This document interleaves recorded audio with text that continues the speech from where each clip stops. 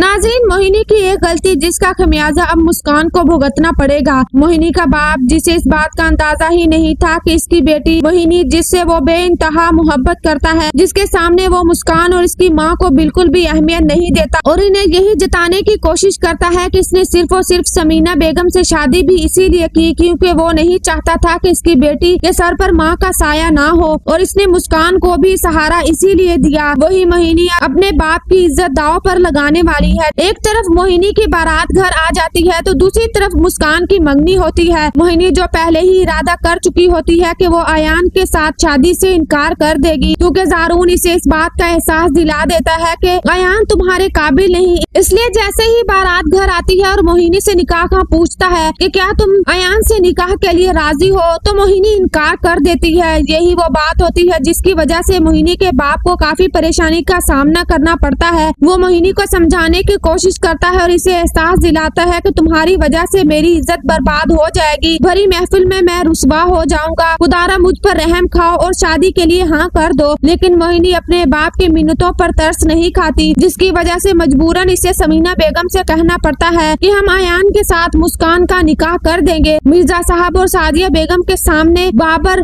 हाथ जोड़कर खड़ा हो जाता है और कहता है, मेरी इज्जत बचाएं, मैं नहीं चाहता कि मेरे घर से बारात खाली जाए।